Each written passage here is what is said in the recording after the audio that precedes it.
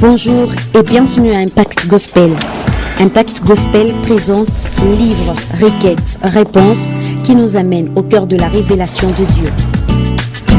Soyez transformés, encouragés, fortifiés pour développer une intimité avec Dieu et posséder les clés du royaume pour la gloire de Dieu. Maintenant, accueillons l'évangéliste Jacob Kabamou.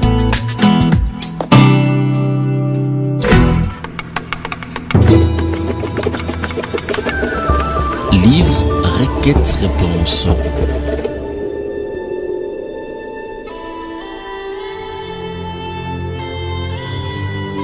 Bonjour, chers amis internautes et auditeurs qui nous suivez partout dans le monde.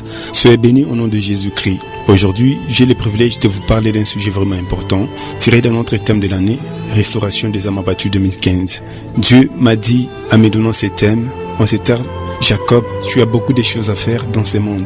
Il n'y a pas seulement l'âme abattue, il y a des ministères à restaurer, des familles à relever et des différents secteurs sommés ou systèmes religieux et commerciaux à reconfigurer.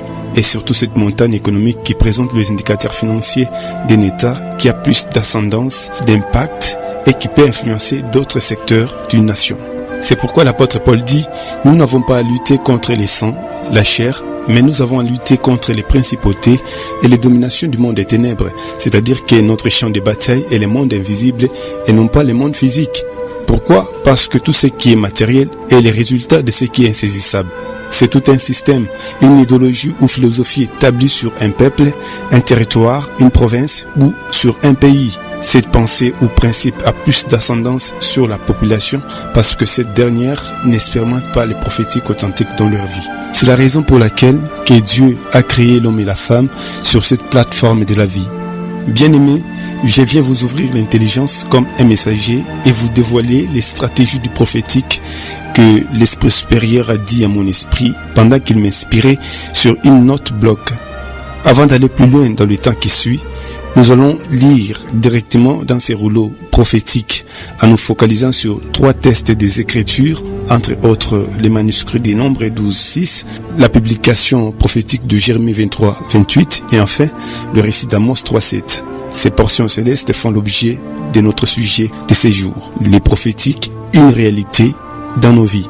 Premièrement, nous allons s'atteler sur le bouquin des Nombres 12:6 et il dit, écoutez bien mes paroles, lorsqu'il y aura parmi vous un prophète, c'est dans une vision que moi, l'Éternel, je me révélerai.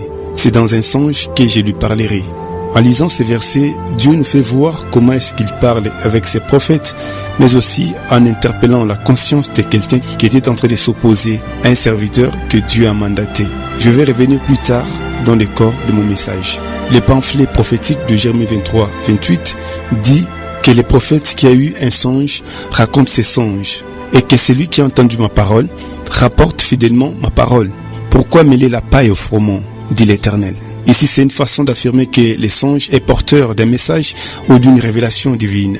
Cependant que beaucoup de gens ont des contradictions en interprétant les songes. Enfin, nous allons terminer ce 3e épître d'Amos 3:7, dit le Seigneur, l'Éternel ne fait rien sans avoir révélé son secret à ses serviteurs les prophètes. C'est en quelque sorte un jugement établi et que le Seigneur au travers ses prophètes et dans sa grâce a voulu avertir son peuple avant qu'il ne soit pas trop tard. En parlant de notre sujet, les prophétiques, une réalité dans nos vies, ceci me pousse à souligner 2 mots principaux dans notre matière, entre autres prophétique et réalité. Les prophétiques, c'est une relation entre le ciel et la terre, ou encore c'est être connecté directement à la salle du trône où se trouvent les conseils de Dieu. Mais pour y accéder, il faut avoir une proposition, c'est-à-dire que vous ne pouvez plus pénétrer au 3e ciel si vous manquez des visions. Pourquoi ? Parce que Dieu est infiniment grand, c'est pourquoi il a besoin d'avoir des hommes et des femmes, des visions. En fait, ces transactions d'informations ou ces réalités, voire même ces contacts-là entre les mondes invisibles et les mondes physiques, c'est ce que nous appelons les prophétiques. Tandis que la réalité, c'est ce qui est vérité, réelle ou exactitude. Donc, nous disons aujourd'hui que beaucoup de gens n'expérimentent pas le prophétique à cause de leur ignorance. C'est pourquoi la version des Tob, à son article 12:4 référence 6, confirme « Mon peuple sera réduit au silence, faute de connaissances. Puisque tu as repoussé la connaissance, je te repousserai et tu ne seras plus mon prêtre. tu as oublié l'instruction de ton Dieu, j'oublierai tes fils, moi aussi.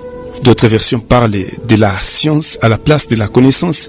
C'est comme le cas dans la traduction de MacArthur dit « Mon peuple est détruit à cause qu'il est sans science ». Même à l'école, à l'université, pourquoi pas dans des milieux professionnels, si tu ne lis pas tes notes, tes cours, tu vas échouer. Donc, il est vraiment nécessaire d'avoir la connaissance ou la science pour arriver à percer dans ce que tu veux devenir dans la suite du temps. Cette idéologie pousse à me recadrer sur ces différentes questions fondamentales braquées sur notre sous-thème. Pourquoi le prophétique doit-il être une réalité dans nos vies? Comment accéder et couler finalement dans le prophétique? Est-ce que le prophétique peut-il impacter notre sphère d'influence? Est-il nécessaire dans nos vies? Si oui, alors pourquoi? La réponse à la première question, le prophétique va nous permettre de découvrir le merveille et les prodiges de Dieu dans nos vies. Il nous permet de développer une intimité avec celui dont nous devons porter sa nature, dans tout et pour tout, pour que l'honneur, la louange, la richesse, la puissance, l'adoration, la sagesse, la connaissance et y compris le 7 sommet stratégique d'un pays ou d'une nation pour que les tout lui reviennent, afin que ses principes et ses lois du royaume soient établis dans ces mondes, sur la terre comme au ciel. L'apôtre Pierre a vu Jésus sur les eaux en train de marcher. La Bible dit qu'il a demandé à Jésus s'il pouvait marcher sur les eaux. Et Jésus dit, marche, je te l'ordonne. Directement, Pierre a marché sur les eaux. Ici, nous comprenions par la grâce que Pierre était connecté au Seigneur Jésus pour qu'il vive ou expérimente les prophétiques à l'instant même. Dans le livre prophétique de Daniel, Dieu voulait détruire la nation à cause des désobéissances. Et Daniel a adressé une prière à Dieu. Après la prière, l'ange est descendu pour ouvrir le discernement à Daniel au sujet de ce que Dieu voulait faire pour son pays. Ce peuple qui s'est rébellé contre Dieu en pratiquant l'idolâtrie, l'impudicité, beaucoup de choses. Le fait que Daniel parlait avec l'ange après la prière, cet échange s'appelle le prophétique. Un autre exemple de Shadrach, Meshach, Abednego, jeté dans la fourneuse par le roi Nabuchodonosor. La Bible dit qu'il n'était pas atteint par le feu. Et le roi demanda si on avait jeté dans la fourneuse combien de gens ou des personnes. Cette réalité-là, c'est ça le prophétique. Un autre cas de Jacob pensait que l'éternel Dieu était dans le temple ou à un endroit précis lorsqu'il était en train de lutter avec l'ange dans son sommeil. La Bible notifie les mouvements des anges sur l'échelle en train de descendre et de monter. Cette atmosphère qui s'est passée autour de Jacob dans son songe, c'est le prophétique. Et dans le récit de Nombre 12:6, Dieu parle à Aaron et à sa sœur au sujet de Moïse. Ici, je suis en train de ressortir les prophétiques via ces recueils. Écoutez bien mes paroles lorsqu'il y aura parmi vous un prophète. C'est dans une vision que moi, l'Éternel, je me révélerai à lui. C'est dans un songe que je lui parlerai. Vous voyez la précision, c'est dans une vision que l'Éternel s'élèverait et c'est dans un songe qu'il parlera à son prophète. Ces versets enlèvent la confusion dans le chef de toutes les personnes qui se posent des questions du genre « qu'est-ce que c'est ?» Aujourd'hui, le Seigneur te dit comment il parle à ses serviteurs, prophètes. C'est pourquoi vous allez vous rendre compte que les serviteurs, une fois terminé la prière, ils sont pressés d'aller se coucher pour télécharger la pensée de Dieu en rapport avec ce que Dieu veut faire avec son peuple. D'autres, ce n'est pas le cas, mais ça dépend de la relation intime avec Dieu. En lisant cette portion des Écritures de Nombre 12:6, Dieu convoqua Moïse, Aaron et Marie à l'entrée de la tente d'assignation parce que Aaron et Marie ne voulaient plus que Moïse prenne la femme éthiopienne. C'est ainsi que l'Éternel Dieu a adressé des reproches à Marie et Aaron. Elle leur rappela que Moïse occupait une position auprès de lui qu'aucun autre prophète n'avait jamais occupée. Et l'Éternel spécifie qu'aux autres, il parlait indirectement, au moyen des visions et des rêves, mais il parlait à Moïse directement bouche à bouche, c'est-à-dire sans intermédiaire. Cette dimension est pour ces hommes et ces femmes qui cherchent à accéder dans le prophétique pour l'honneur et la gloire de Dieu. Tu te poses peut-être la question pour savoir comment accéder et couler finalement dans le prophétique. Pour entrer dans le prophétique, voici une clé que je vous propose dans ces manuscrits des Jean 14:6. Jésus lui dit « Je suis le chemin, la vérité et la vie. Nul ne vient au Père que par moi. » Ici, Jésus répond aux disciples et particulièrement à Thomas à la question de savoir comment en saurions-nous les chemins. Autrement dit, si vous acceptez Jésus dans votre vie comme Seigneur et Sauveur, vous avez accès dans les prophétiques. Donc, il est le chemin, la porte qui amène au Père, Or, sans lui, nous n'allons plus explorer dans le prophétique parce qu'il est l'écho d'accès dans son domaine. Lorsqu'on l'accepte dans sa vie comme Seigneur et Sauveur, directement, on est scellé par le Saint-Esprit qui par la suite va nous apprendre à naviguer dans le surnaturel ou dans les prophétiques. Voilà pourquoi il a dit « Je m'en vais au Père » pour vous préparer une place. Là où je serai, vous y soyez aussi. Je ne vous laisserai pas seul et je vous enverrai l'autre, c'est-à-dire le Saint-Esprit qui viendra vous consoler et vous enseignerai toutes choses. À ce niveau, le Saint-Esprit joue des rôles très importants en nous amenant à traverser le tabernacle ou les différents niveaux d'intimité lorsque nous sommes en train de prier. Ceci me pousse à dire que le prophétique appartient au Saint-Esprit. En lisant les livres, les actes du Saint-Esprit par les apôtres de 17, dans ces rouleaux prophétiques de Joël, dit « Dans le dernier jour, dit Dieu, je répandrai de mon esprit sur toute chair. Vos fils et vos filles prophétiseront, vos jeunes gens auront des visions et vos vieillards auront des songes. » Dans ces contextes, Dieu présente une atmosphère surnaturelle qu'il a libérée à notre faveur à travers le Saint-Esprit pour que nous développions une relation étroite avec lui. Cependant, dans l'ancienne alliance, le Saint-Esprit n'était plus dans les hommes, mais il descendait sous forme d'une onction chez une catégorie de personnes, entre autres les rois, les prophètes et les sacrificateurs. Un jour, je me posais une question à l'intérieur de mon cœur ou dans mon esprit au sujet du prophétique durant toute la journée, en savoir comment les prophètes arrivent à prophétiser et à surfer dans les prophétiques. Après mon travail, je suis rentré à la maison comme d'habitude. Je fais une prière avant de dormir. C'est alors que dans mon sommeil, il s'est passé quelque chose. J'ai reçu un songe où nous marchâmes. L'homme que j'ai vu d'un regard rapide a commencé à me relater quand il était en train d'adorer et de louer Dieu. Directement, il a commencé à prophétiser pendant qu'il chantait. Quand je me suis réveillé dans mon sommeil, c'était aux premières heures du matin que le Seigneur parlait souvent à ses serviteurs. Je me suis demandé, Seigneur, que veux-tu m'enseigner? Directement, l'Esprit supérieur a commencé à m'enseigner, à m'exhorter à l'intérieur de mon cœur sous forme d'une petite voix en disant les songes que tu as reçus. Dieu a libéré un messager pour te donner l'explication au sujet de la question que tu t'es posée pendant la journée en rapport avec le prophétique. Il continue à ces termes. Jacob, si tu veux expérimenter le prophétique après la sanctification, la première des choses, adore Dieu parce que l'adoration nettoie l'atmosphère démoniaque autour de toi et te donne directement accès au troisième ciel ou à la salle du trône. Et subitement, une fois rempli par le Saint-Esprit, c'est alors que tu dois commencer à prophétiser. J'ai compris par la grâce que lorsque tu apprends à parcourir dans le prophétique ou dans le surnaturel, tu sais quand c'est l'ange qui te parle, quand c'est le Saint-Esprit ou quand c'est Dieu ou Jésus qui parle. Pourquoi? Parce que là où se trouve le Saint-Esprit, se trouve la voix de Dieu. Dans Actes 1-2, après avoir donné ses ordres par le Saint-Esprit aux apôtres qu'il avait choisis, au verset 8 dit « Mais vous recevez une puissance de Saint-Esprit survenant sur vous et vous serez mes témoins. » Et au verset 10-11, deux hommes vêtus de blanc leur apparurent et leur dirent « Hommes galiléens, pourquoi vous arrêtez-vous à regarder au ciel? C'est Jésus qui a été élevé au ciel du milieu de vous, viendra de la même manière que vous l'avez vu allant au ciel. » Et dans l'histoire de Joseph, l'ange est venu lui dire que Marie sera enceinte. Quand tu apprends à explorer dans les prophétiques, tu sais quand c'est l'ange qui parle, si c'est le Saint-Esprit qui te dit. Voilà pourquoi Luc a notifié la différence entre l'ange et le Saint-Esprit dans son manuscrit. Certainement parce qu'il était docteur. Un autre prétexte, c'est que nous étions en train de prier avec quelqu'un de très proche de moi à ce qui concerne les choses du royaume de Dieu. Puis nous avons commencé à demander que nous soyons remplis et avoir la direction de l'Esprit supérieur.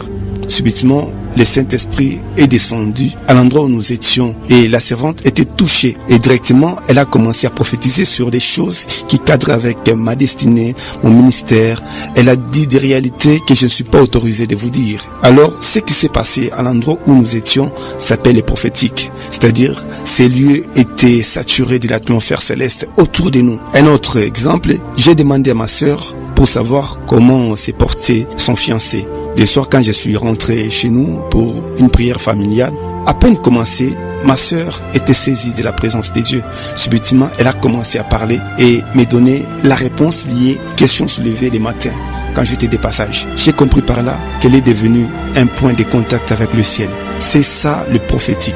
Est-ce que les prophétiques peuvent-ils impacter notre sphère d'influence? Certainement oui, parce que sans les prophétiques, tu ne vas plus exister. Les prophétiques ont plus d'ascendance sur les physiques, c'est-à-dire tout ce que nous voyons et les résultats du surnaturel. Salomon a demandé la sagesse à Dieu pour diriger son royaume ou son pays. L'apôtre Paul, quand il passait, la Bible notifie que son ombre guérissait les malades. Des miracles s'opéraient juste à son passage et c'était des manifestations terribles et extraordinaires. Lorsque vous expérimentez les prophétiques, vous êtes détenteur d'une connaissance ou d'un savoir des dieux, c'est-à-dire vous avez donc les idéologies pour influencer sur une nation, sur une entreprise, sur un projet quelconque. Dans les prophétiques, il y a des politiques. Or, sans ces diplomaties, c'est compliqué de marquer les empreintes dans ces générations pour que le principe du royaume des dieux soit établi sur la terre. Pour régner sur les différents domaines, vous avez besoin de stratégie. Sans stratégie, vous aurez des difficultés pour impacter les différents secteurs de la vie. Voilà pourquoi il a plu à Dieu de relâcher les 7 esprits célestes pour affecter le système diabolique ou satanique établi sur les différents sommets, secteurs, pourquoi pas montagnes stratégiques d'un État, entre autres. Les sommets de la religion, dans cette montagne, il y a trop de confusion. Ceci nous pousse à comprendre pourquoi Satan avait présenté à Jésus les royaumes au-dessus du temple de Jérusalem pendant qu'il priait et jeûnait dans le désert. C'était pour lui faire voir que les royaumes terrestres et les temples lui appartenaient. Une fois échoué sa mission, directement le problème a commencé avec les prêtres au temple et finalement l'État a été saisi de la situation.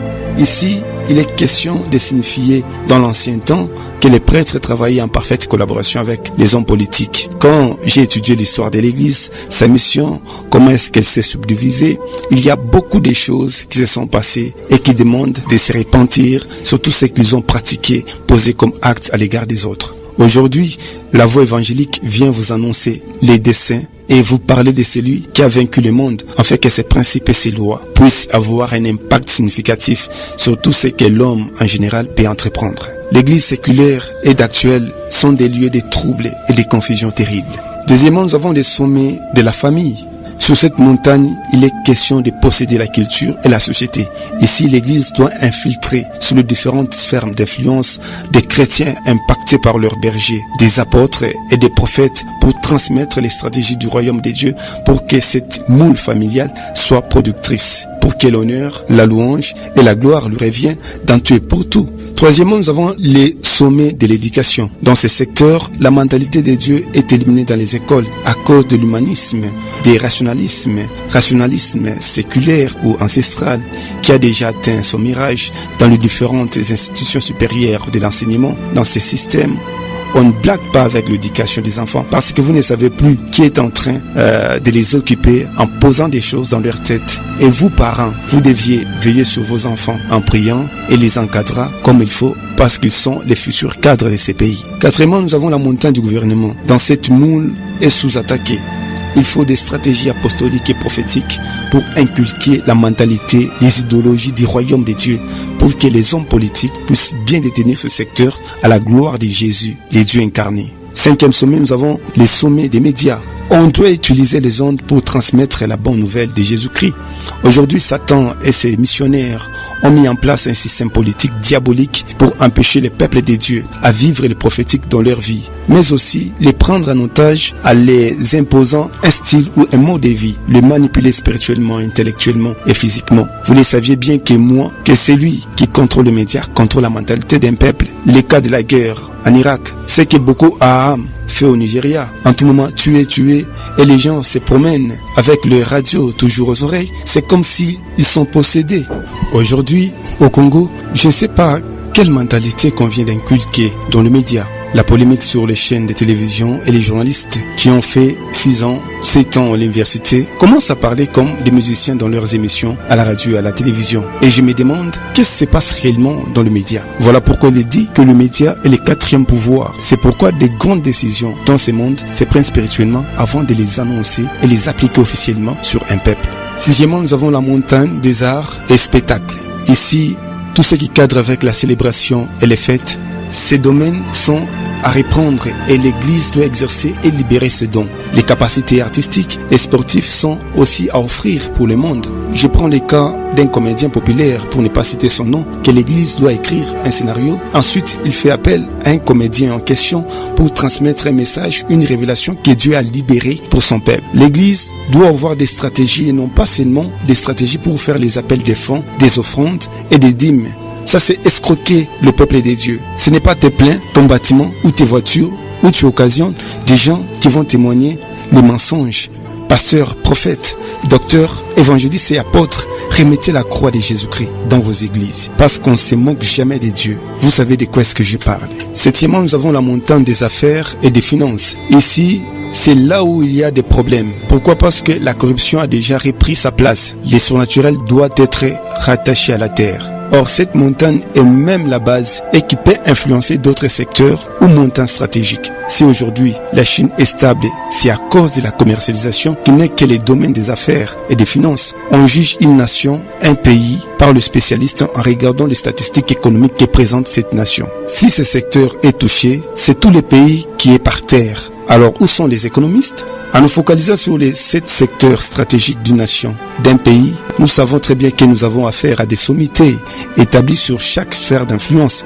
Il a plu à Jésus-Christ de libérer les 7 esprits puissants dans ses rouleaux d'Apocalypse 5:12 pour influencer les 7 sommets cités si haut. Et je viens vous ouvrir l'intelligence pour que vous compreniez selon ce qu'il est écrit dans ces manuscrits. Il disait d'une voix forte: l'agneau qui a été immolé est digne de recevoir la puissance, la richesse, la sagesse, la force, l'honneur, la gloire et la louange. Cette portion des Écritures traduit ces refrains derrière lesquels se trouve une révélation qui sera chantée par les croyants pendant toute l'éternité. Permettez-moi de vous dévoiler maintenant les 7 esprits que Jésus a libérés pour influencer les 7 montagnes stratégiques d'un pays.